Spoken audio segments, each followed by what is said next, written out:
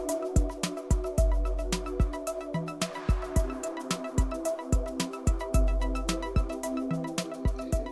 ¿cómo están mis queridos estudiantes? Vamos a continuar con la clase de análisis de datos para la investigación científica. Habíamos visto en un primer video, ya hace un tiempo, cómo abordar el análisis de variables de tipo numéricas o cuantitativas. Y hoy quiero corregir o quiero afianzar esta diferencia importantísima entre el desvío estándar y el error estándar para el cálculo de los intervalos de confianza. Así es que vamos a hacer eso por un lado, y por el otro lado vamos a hacer el cálculo de los intervalos de confianza tanto para una media o una variable cuantitativa y una proporción. Así es que vamos a comenzar con eso.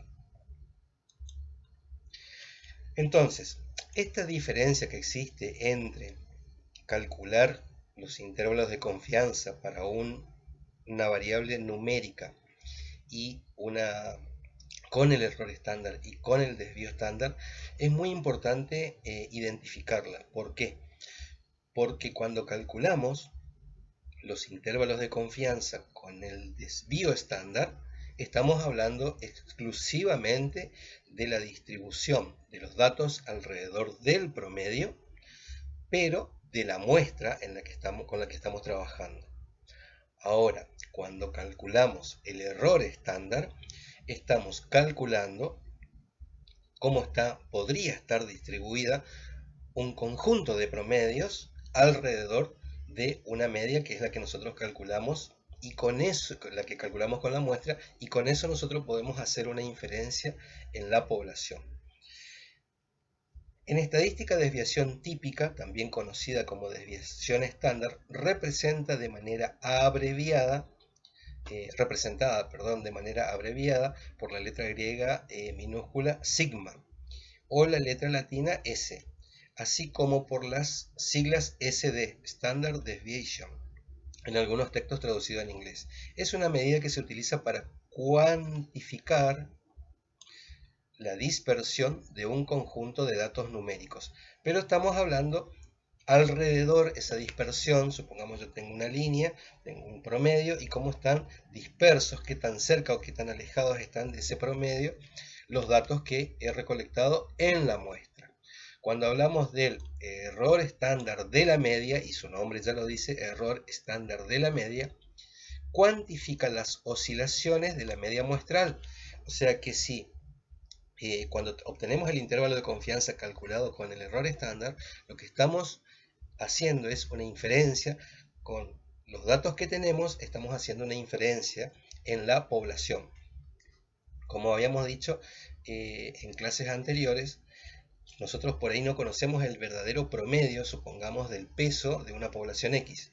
Entonces tomamos una muestra, pesamos a todas las personas, hacemos nuestros números, calculamos un promedio y supongamos 70 kilogramos. Eso es lo que encontramos en la muestra.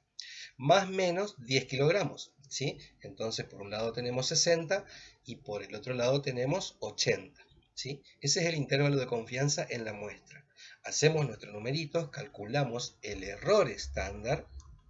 ¿Con qué calculamos eso? Con lo que tenemos, la desviación estándar y el promedio de la muestra, y con eso calculamos el error estándar. Y luego hacemos el cálculo para hacer esa inferencia en la población. Muy bien, vamos a ir avanzando. Bueno, entonces, haciendo esa aclaración, ahora vamos a recordar que tenemos que pensar más que nada, o antes que nada mejor dicho, que tenemos dos tipos de variables, las numéricas y las categóricas o cuantitativas y cualitativas. ¿Por qué es importante identificarlas? Porque el análisis de las numéricas va a ser diferente al del análisis de las categóricas. Entonces es importante identificar esto. Y dentro de las numéricas teníamos las que son cuantitativas continuas y discretas, ¿sí? ¿Cómo reconocemos una variable numérica? Porque sus valores finales son números, ¿sí? Y principalmente porque detrás de ese número hay una unidad de medida. siempre hay una unidad de medida detrás de esos números, ¿sí? Entonces, eso tenemos que siempre tenerlo presente. Si vemos una unidad de medida, por ejemplo, aquí hay una, aquí hay otra. Estas son variables numéricas y continuas, ¿sí? No así, por ejemplo, el número de consultas. No puede haber media consulta, 3 consultas y un cuarto. O es una consulta o no es una consulta. Y por el otro lado tenemos las variables categóricas, ¿sí? Y estas categóricas las reconocemos porque sus valores finales son justamente categorías, ¿sí? Entonces, fácilmente, las numéricas son números, las categóricas son categóricas. Por ejemplo, buena calidad de la atención, presenta o no presenta depresión, tiene o no tiene cáncer. Y en todo trabajo de investigación, la intención analítica puede ser una prueba de hipótesis o una estimación puntual, ¿sí? Ya habíamos visto en la clase anterior que era una estimación puntual, ahora vamos a repasarlo, y ninguno de los trabajos de ustedes va a corresponder a una intención analítica de prueba de hipótesis. ¿Por qué? Porque ustedes no están buscando asociar variables, tampoco están haciendo un estudio de tipo experimental, ni siquiera un tipo de estudio analítico. El 100% de los estudios son descriptivos, y en los estudios descriptivos lo que hacemos son estimaciones puntuales, ¿sí? Para lo cual tenemos que calcular los intervalos de confianza. ¿Y qué es una estimación puntual? Es asignar valores a parámetros poblacionales a partir de estadísticos obtenidos en muestras. Esto que estábamos diciendo recién. Calculamos el promedio del peso, calculamos los desvíos estándar y tenemos el intervalo de confianza para la muestra. Y con esos números podemos ya hacer el cálculo para hacer un intervalo de confianza e inferir en la población, ¿sí? ¿A través de qué? De los intervalos de confianza. Y tenemos intervalos de confianza para variables numéricas e intervalos de confianza para variables categóricas. Por ejemplo, para un promedio o para porcentajes, ¿sí? Cuando hablamos de los estadísticos que vamos a utilizar para el análisis de las variables, estamos hablando justamente de las herramientas de la estadística que nos permiten hacer análisis estadístico. Por ejemplo, las medidas de tendencia central, las medidas de dispersión, las medidas de forma o las medidas de posición, ¿sí? Que en todo su conjunto se conocen como medidas de resumen, ¿sí? Eso específicamente ¿para qué? Para variables de tipo numéricas, ¿sí? Y para las variables de tipo categóricas lo que tenemos son las frecuencias absolutas y las frecuencias relativas, el número entero y los porcentajes o proporciones, ¿sí? A los dos, tanto a las medidas de tendencia central y de dispersión como a las frecuencias absolutas y relativas, a los dos grupos hay que calcularle sus intervalos de confianza. Seguimos avanzando. Bueno, y esto es para que lo conozcan y vamos a hacer un ejercicio porque justamente primero tenemos que demostrar algo que es una prueba de hipótesis, así que vamos a ver lo que es una prueba de hipótesis rápidamente por lo menos. ¿Y en qué consiste una prueba de hipótesis? Primero que nada, tenemos que plantear una hipótesis, ¿verdad? ¿Sí? Luego, tenemos que establecer un nivel de significancia. Elegir el estadístico de prueba, calcular el valor de P y luego tomar una decisión. Esto así en teórico parece absolutamente nada, pero ahora cuando comprobemos, cuando hagamos la prueba de hipótesis, entonces van a comprender mucho mejor esta diapositiva que es muy resumida pero muy significativa. Entonces, primero que nada tengo que tener una hipótesis. Luego tengo que establecer un nivel de significancia. ¿Cuánto error me voy a permitir yo para aceptar o para rechazar la hipótesis? Luego tengo que elegir el estadístico de prueba, el test estadístico, ¿sí? Una test de student, un test de chi cuadrado, test de homogeneidad, test de Leven. Hay muchísimos test estadísticos. Por eso justamente que lo primero que tengo que hacer es seleccionar el test adecuado a la hipótesis que he planteado, ¿sí? Una vez que elegí el test, hago el cálculo estadístico para averiguar el valor de P, que está muy relacionado con el nivel de significancia. Los niveles de significancia en general se establecen al 5%, ¿sí? Por convención. Yo, investigador, acepto que si el test de prueba que elegí me da un p-valor igual o inferior al 5%, entonces acepto mi hipótesis. Ahora, si es superior al 5%, rechazo la hipótesis que planteé y me quedo con la hipótesis nula o H0, ¿sí? Entonces tomo la decisión. Si es mayor al 5%, rechazo mi hipótesis y acepto la hipótesis nula. Si es inferior o igual al 5%, acepto mi hipótesis y entonces mi investigación, yo estoy muy feliz porque mi investigación logró comprobar la hipótesis que he planteado, ¿sí? Pero ahora vamos a hacer el ejercicio porque tenemos que hacerlo ahora, en un ejercicio. Muy bien, supongamos ahora que en una muestra se observó una prevalencia de insuficiencia cardíaca del 15%. Este ejemplo ya lo vimos en clase.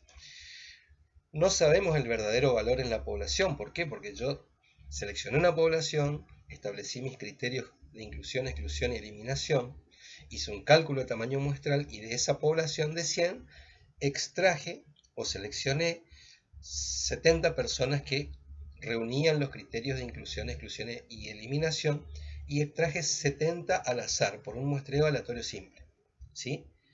Ahora, si yo tomo otra muestra de esos 100, unos 70 más, que van a ser algunos iguales o diferentes a los primeros 70, y cuando yo haga mi cálculo, ya no va a ser 15%, va a ser diferente numéricamente. Puede ser 20, puede ser 30, puede ser 10, puede ser 12, puede ser 11, y así a medida que voy tomando diferentes muestras de la misma población, voy a tener diferentes valores de resultado. Ahora, ¿cuál de todos esos valores es el verdadero? No lo sé nunca, nunca lo voy a saber. ¿Por qué? Porque no estudié a toda la población. Para conocer el verdadero valor tengo que estudiar a toda la población. Ahora, con un nivel de confianza, del 95%, con los números que yo calculé, puedo establecer que en la muestra es del 15%. Y calculando, haciendo mis numeritos, puedo establecer un intervalo entre el 10 y el 20%.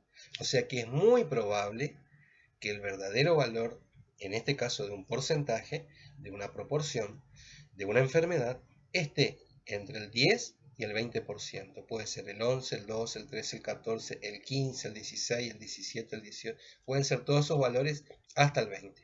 ¿Me puedo equivocar? Sí. ¿Cuánto me puedo equivocar? Un 5%, que es lo que falta para llegar al 100. ¿Sí?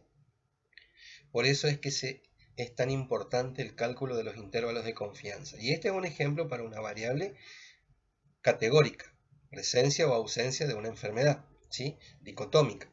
Pero se calculan los intervalos de confianza tanto para las variables numéricas como para las categóricas. Bueno, ahora vamos a ir a la matriz de datos. Muy bien. Porque todos ustedes ya, o la gran mayoría por lo menos, ya construyeron su matriz de datos, ya están recolectando datos muchos, y ahora los van a volcar, una vez que los tengan, los van a volcar en su matriz de datos, ¿verdad? Recordemos los elementos que tiene que tener una matriz de datos. Las unidades de análisis, primer columna, numeradas, no tiene que ir con nombre y apellido, solo 1, 2, 3, 4, 5. Las variables en la primer fila, ¿sí? Una al lado de la otra.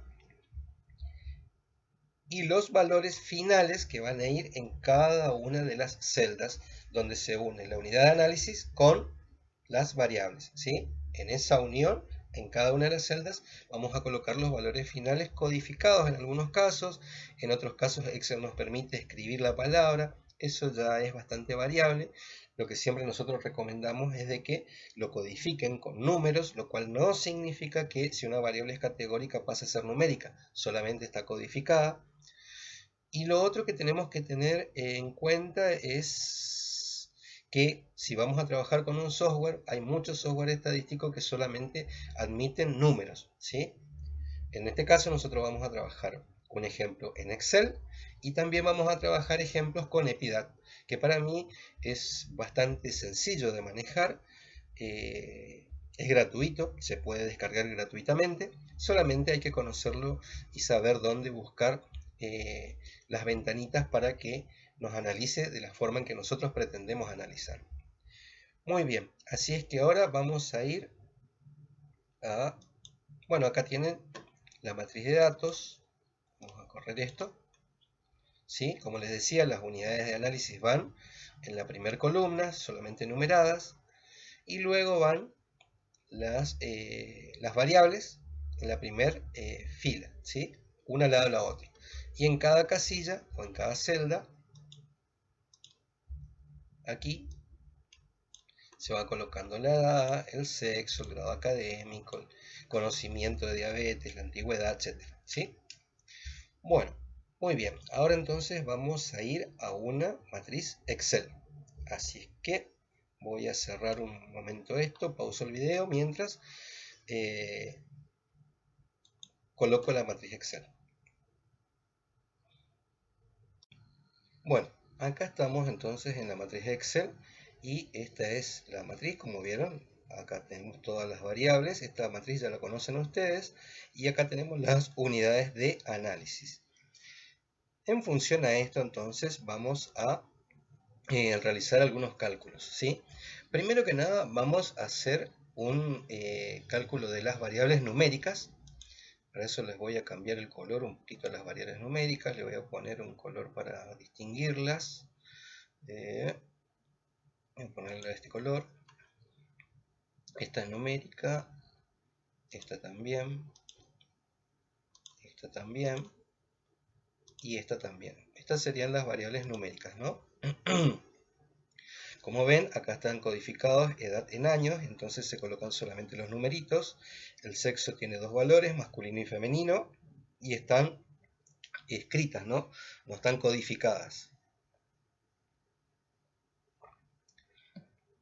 En este caso, se decidió escribir, ¿no es cierto? Y acá esto está el tiempo de espera en minutos, la unidad de análisis número 1, tiene 72 años, es de sexo masculino, esperó 22 minutos en emergencia. El motivo de consulta ahí se dividió en 4 categorías o valores finales: sistema respiratorio, digestivo, nervioso y cardiovascular, ¿sí? Y esta unidad de análisis número 1 tiene, el motivo de consulta fue por un problema respiratorio, ¿sí? Número de estudios que se le solicitó, se le pidieron 9 estudios, estuvo en la emergencia 186 minutos. La obra social está codificada en IOSCOR, sin obra social, PAMI y otras. Y esta persona tiene IOSCOR y el grado de satisfacción es muy satisfecho, insatisfecho, satisfecho, muy insatisfecho, insatisfecho, satisfecho y muy satisfecho, ¿sí?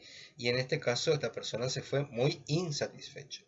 Perfecto. Pero estas variables, que no las marqué, son categóricas, que ahora lo vamos a analizar también.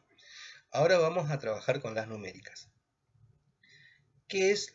Vamos a hacer un análisis preliminar rápido de una de las variables. En este caso vamos a trabajar la edad, ¿sí? Pero puede ser, vamos a trabajar esta, ¿sí? La edad siempre trabajamos, así que vamos a trabajar tiempo de permanencia en emergencia. Esto es operacionalizado, podría ser cuánto tiempo una persona estuvo en el servicio de emergencia.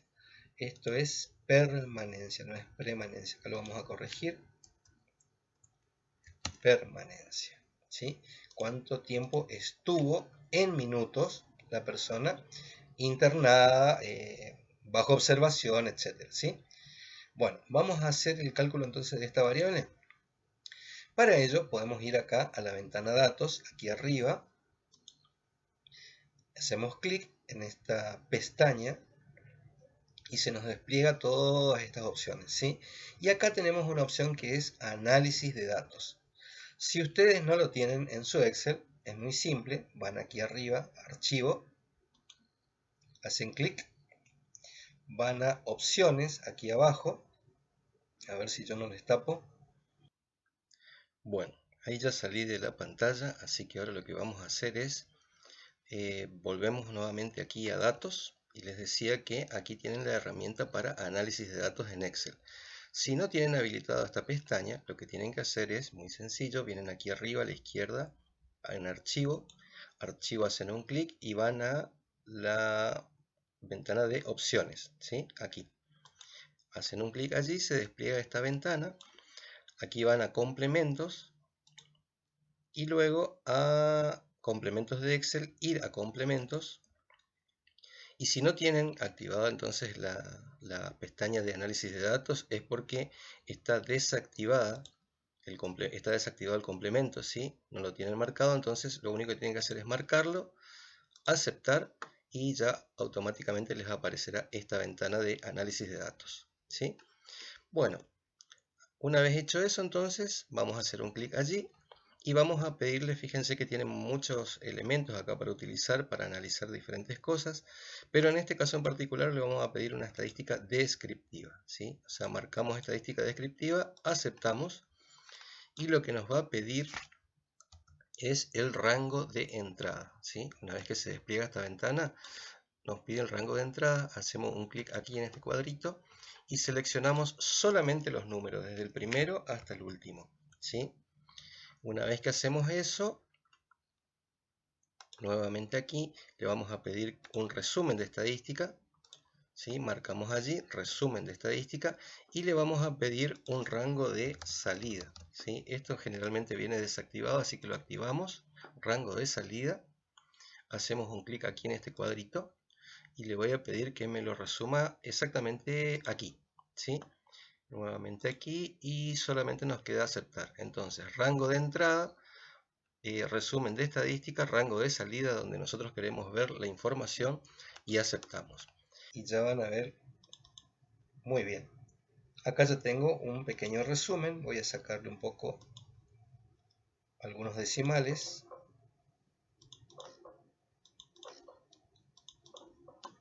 Wow, selecciono solamente los números y ahora sí le voy a sacar y voy a dejar solamente un decimal. Muy bien, entonces ahora voy a llevarme esto más arriba para que lo veamos mejor. Ahí. Muy bien. Entonces, ahora, ¿qué datos yo voy a tomar de acá? Voy a tomar el promedio, el error típico o error estándar, la desviación estándar, también la media,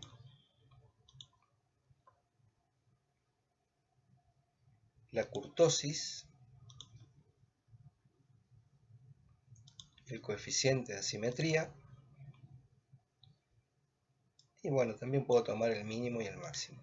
Muy bien.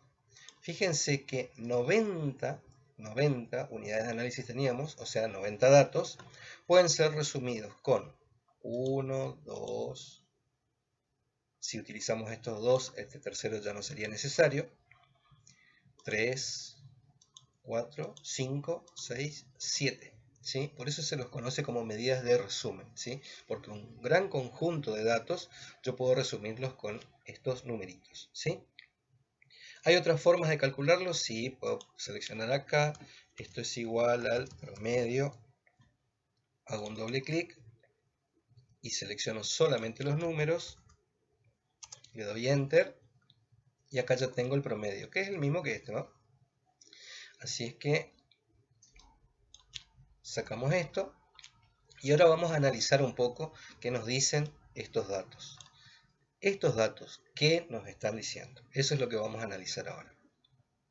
Nos dice que en el conjunto de datos, en los 90, la mitad de los datos, el promedio de los datos, está en 178 minutos, ¿sí? y que varían esos datos, cómo se distribuyen alrededor de la media, en 67 minutos, hacia un lado y hacia el otro, ¿sí? ¿Qué otra cosa me está diciendo? Me está diciendo que hay, la kurtosis me dice hacia qué lado,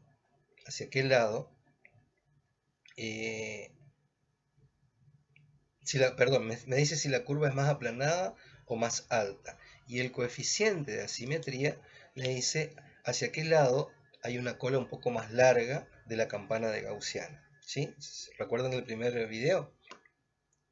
Entonces, también me informa de que el mínimo valor es 65 y el máximo es 300. ¿Sí?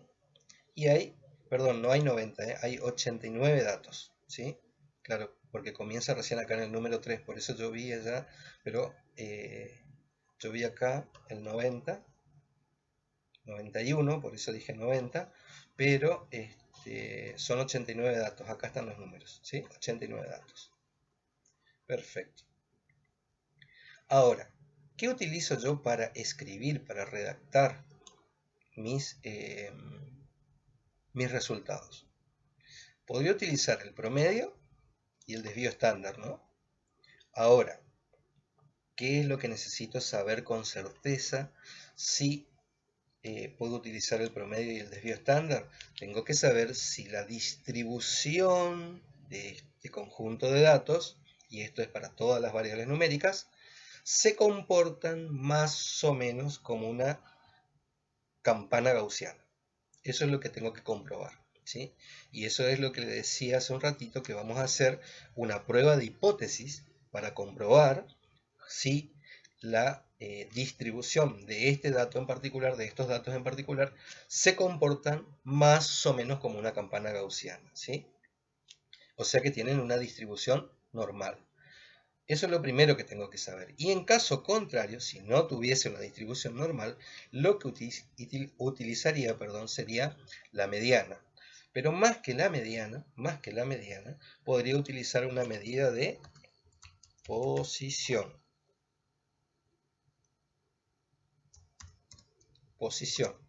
¿Sí? El primer cuartil, el segundo cuartil, tercer cuartil, ¿sí? Ahora también vamos a calcularlo. Vamos a recordarlo acá. Medida de posición.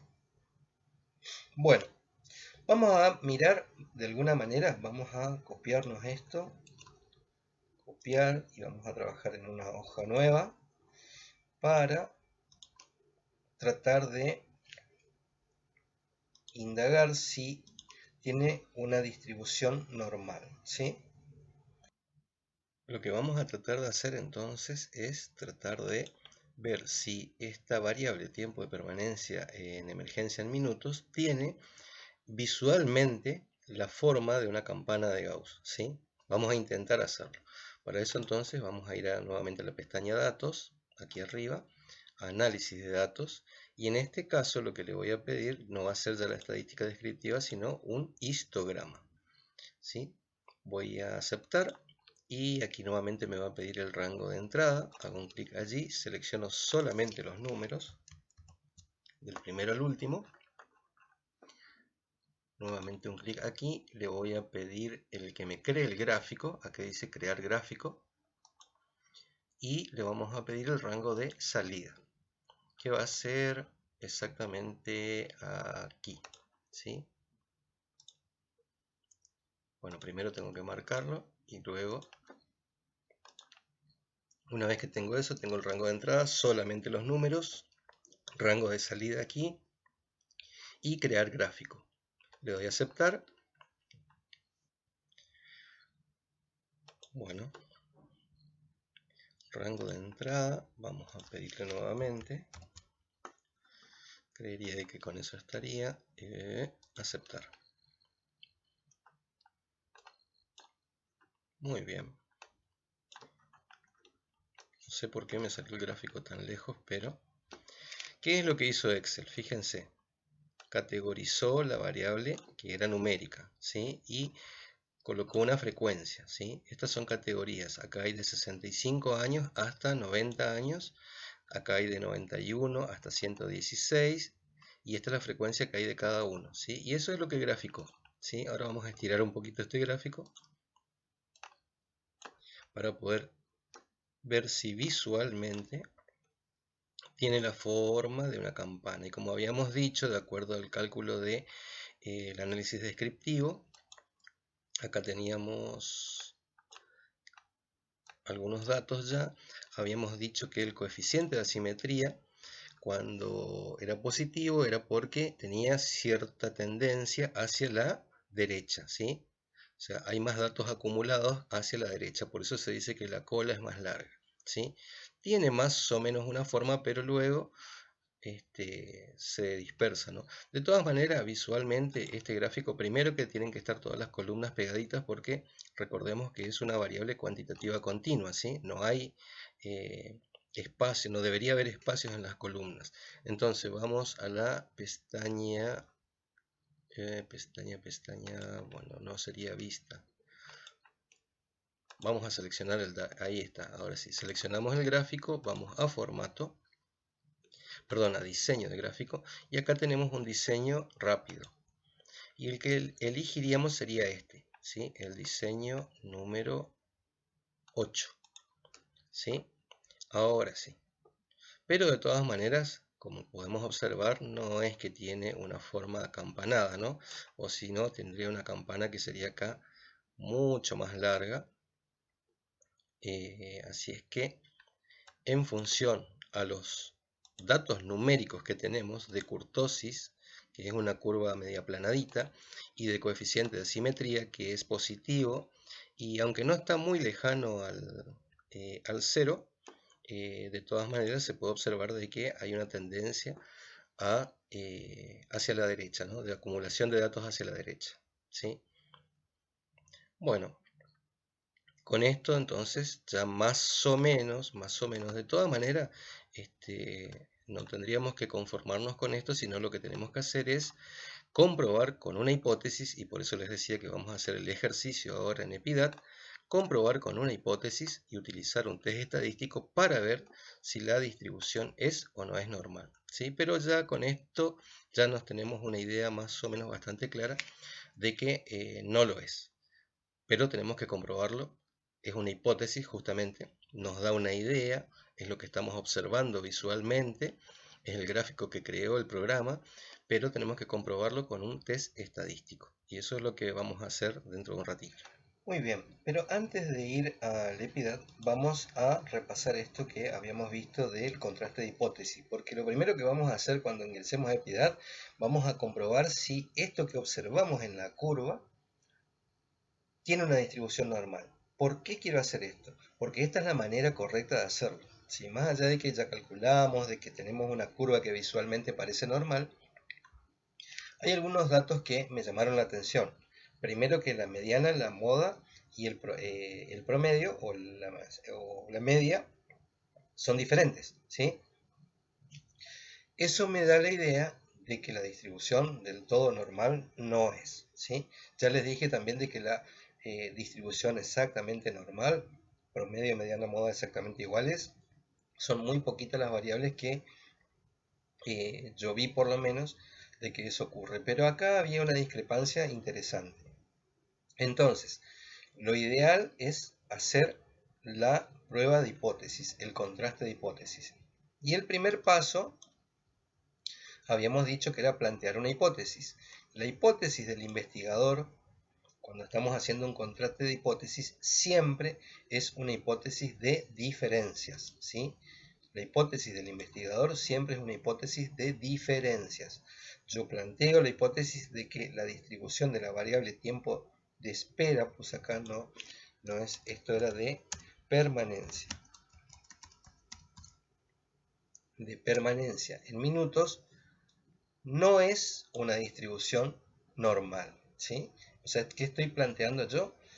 Siempre, todas las hipótesis de trabajo o la hipótesis del investigador es una hipótesis de diferencias, siempre. Y H0, que es la hipótesis nula, que es la que nosotros queremos rechazar, es una hipótesis de igualdades. La distribución de la variable tiempo de permanencia en minutos es una distribución normal. Acá lo estoy afirmando, ¿sí?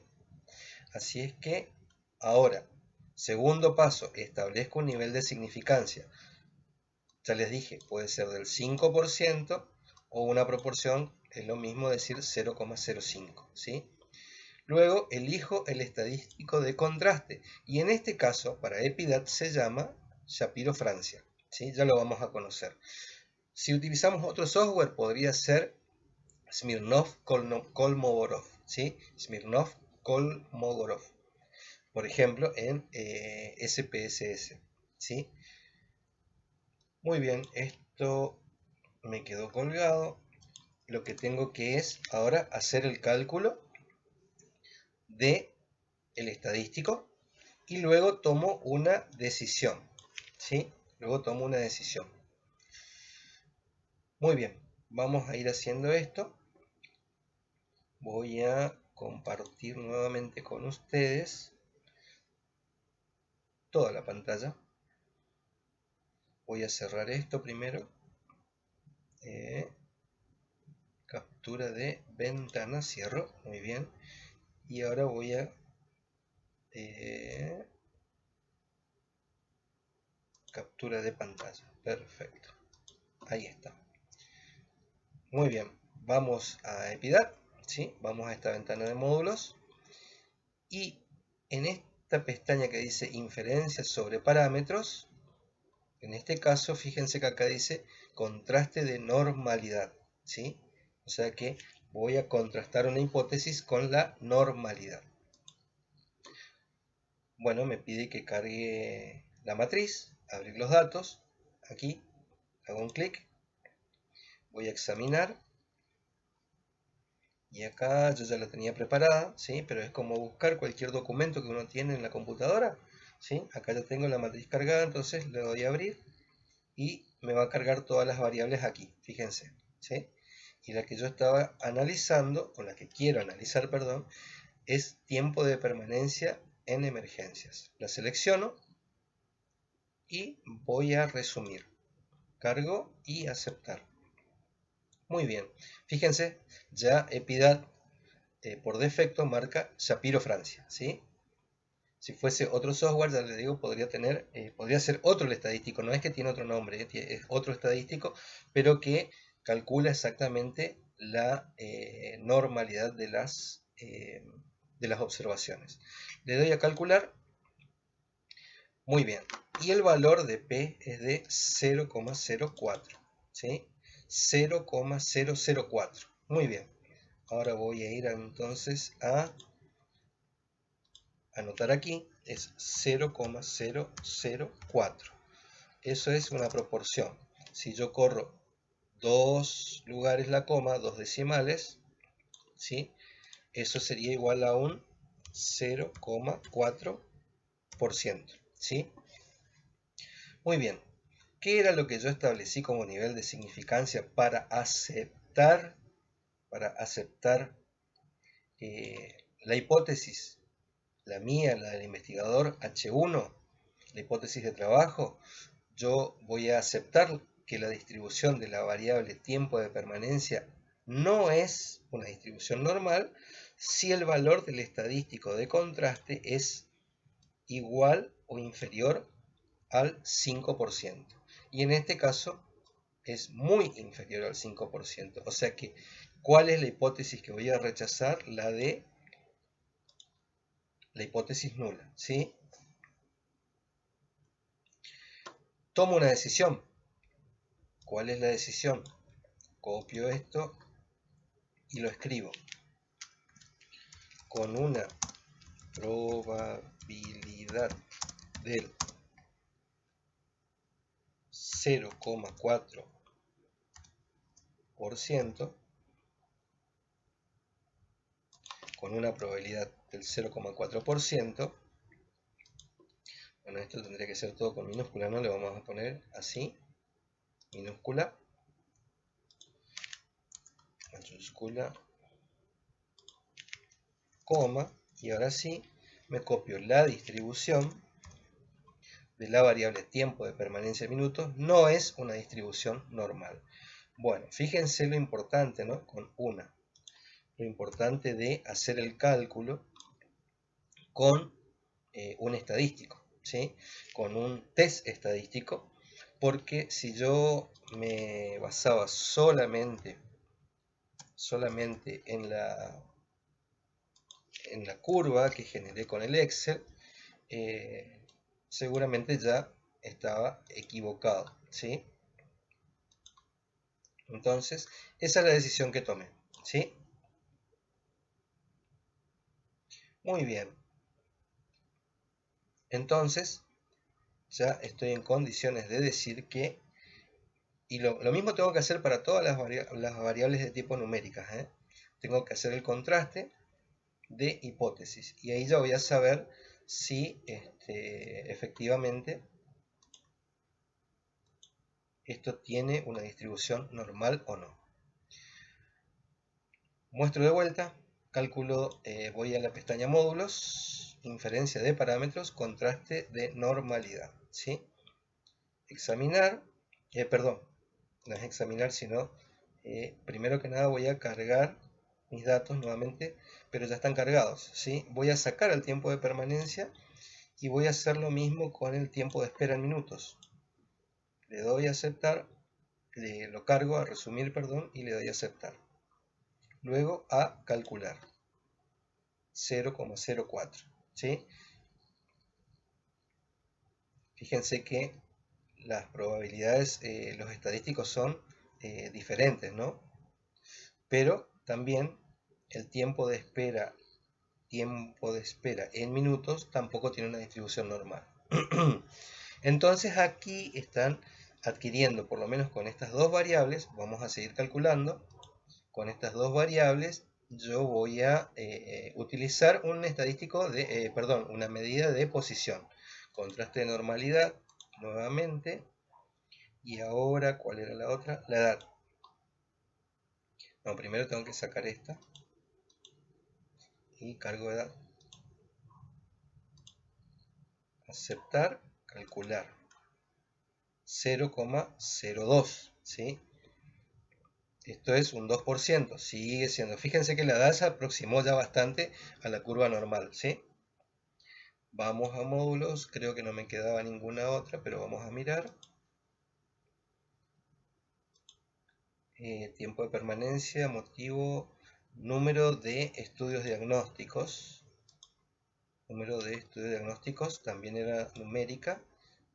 Calcular también 0,02. Ninguna de estas variables entonces tiene una distribución normal. Por lo tanto, no sería lo más prudente resumirlas, redactarlas con una medida de posición, ¿sí? Entonces, ahora sí, voy a ir a módulos, análisis descriptivo, y acá voy a ir a estadísticos descriptivos. Fíjense ya que acá tengo resumido las medidas de tendencia central, la de dispersión, las de posición, y acá sí le voy a pedir los cuartiles, y las de forma, que ya no tiene mucho sentido, pero bueno, lo voy a calcular, puedo calcular todo lo que yo quiera, ¿no? Tampoco tiene sentido que calcule la media ni la mediana, pero lo voy a dejar igual. Y calculamos. Perdón, hay algo acá. Ah, no cargué acá. Abrir la tabla de datos. Examinar. Abrir. Y en este caso creo que se pueden cargar todas, si no me equivoco. Tiempo de permanencia. Edad. Sí, así es. Número de estudios diagnósticos. Tiempo de permanencia en emergencia. Y ya está, ¿sí? Las otras 4 que me quedan son categóricas. A aceptar y calcular. Muy bien, y acá ya tengo todos mis datos, ¿sí? Muy bien. Tengo el tiempo de espera, tengo el promedio de todos. tengo la desviación estándar de todos, tengo el mínimo y el máximo, y acá tengo los datos con los cuales me conviene hacer la descripción de los datos estadísticos descriptivos, ¿sí? No los inferenciales, estadísticos descriptivos.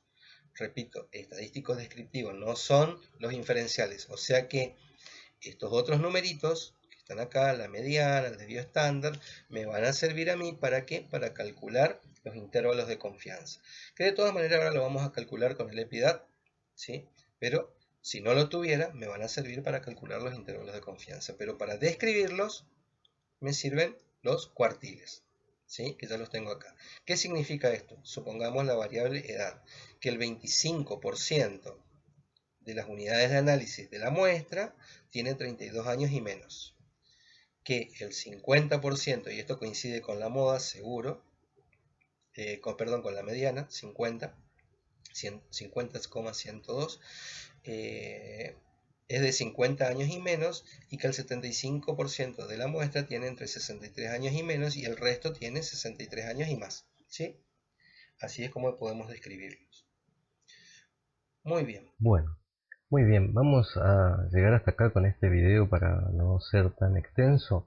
Y le vamos a dar una tercera parte en la cual vamos a ir al análisis más preciso de las variables categóricas. Vamos a completar lo que nos faltan las numéricas, las categóricas, y vamos a ver también una pequeña parte de cómo redactar resultados, cómo realizar algunos gráficos, algunas tablas y cómo tiene que ser la presentación. Eso va a ser en el próximo video, así que a seguir estudiando, trabajando y presentando muy bien los datos.